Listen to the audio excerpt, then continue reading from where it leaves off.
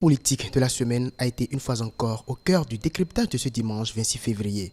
Plusieurs sujets ont été abordés par le consultant politique. Dans son analyse, Agapit Napoléon Maforican a fait savoir que le chef de l'État, Patrice Talon, dans tout ce qu'il a annoncé en venant au pouvoir, il y en a deux qui n'ont pas encore été accomplis. Il y a le mandat unique qu'il n'a pas pu et qu'il ne le fera pas. Donc ça, c'est clair que c'est l'une des rares choses qui n'ont pas pu réussir. Le deuxième élément, c'est au niveau des médias. Il avait promis donc un certain nombre de réformes au niveau des médias. Il n'y en a pas encore. Il a demandé de travailler à la HAC. Moi, je pense qu'il faudra que la HAC aille un peu plus vite et que la HAC fasse une large consultation parce que la HAC n'a pas toutes les compétences à l'interne pour pouvoir faire ce travail-là. Il n'en a pas. Donc, il faudrait ouvrir. La réforme des médias, ce n'est pas que au niveau de l'organe de régulation. C'est profond. C'est un travail très en profondeur, de faute en comble à faire, et ça dépasse le cadre unique de la HAC. Il faut consolider ce qui est là. Mais en le consolidant, il faut donner la main. Ce n'est pas les politiques qui vont consolider. Eux, il faut se battre. Il faut se combattre. Il faut laisser ceux qui sont disponibles et qui ne s'engagent pas politiquement pour l'action de la politique politicienne conduire l'action de consolidation des réformes actuelles. Revenant sur la question des exilés et de ceux qui sont en prison, le consultant politique estime que l'État doit taper du poing sur la table. C'est une forfaiture que des élus évoquent des cas jugés comme des cas chéris.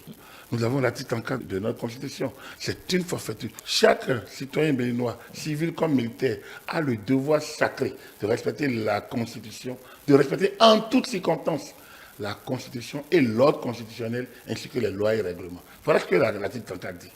La Commission des droits de l'homme peut éventuellement poser la problématique des détenus politiques, des conditions des détenus politiques.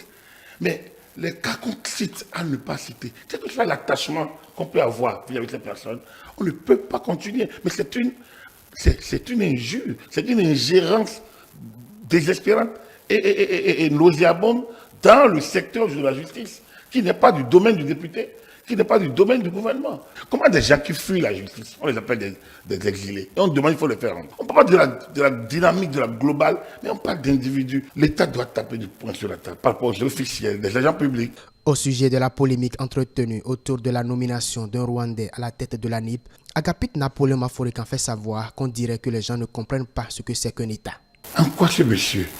Il aurait pu venir ici comme représentant général de la Banque mondiale, qui aurait plein de données, il suffit qu'il demande. Personne ne lâche. On a un premier ministre. Il a boîte de naissance, Lionel Zissou. Il n'était pas moins français. Ça paraît normal aujourd'hui. Le nouveau là, c'est son teint qu'on regarde. On ne regarde pas la nationalité. Il y a plein de Béninois qui ont double nationalité et qui ont des hautes responsabilités. Pourquoi on ne parle pas d'eux? Mais si ça pète ici, ils iront dans leur autre état. Moi, je ne vois pas, honnêtement, j'ai l'impression que c'est l'oisiveté qui crée cette situation. La question du remaniement ministériel qui focalise les attentions n'a pas aussi été occultée par le consultant politique. Pour Agapit Napoléon Maforican, l'attente des populations est légitime. On est habitué à cela. On est habitué, donc on l'attend. On l'attend. L'attendent, les politiciens l'attendent. Et on l'attend. Même quand ils ne le disent pas. On l'attend d'autant plus que ceux qui sont là, on dit avec comme ça. Au niveau des états-majors politiques, ceux qui militent attendent aussi d'être appelés à ces responsabilités. Donc, c'est légitime. C'est légitime. Moi, je trouve que c'est légitime. Lorsque vous êtes militant, il faut ambitionner toujours être positionné. Le pôle du gouvernement, c'est quand même l'un des pôles sacrés. Vous êtes à côté du chef. Vous travaillez avec lui pour la République.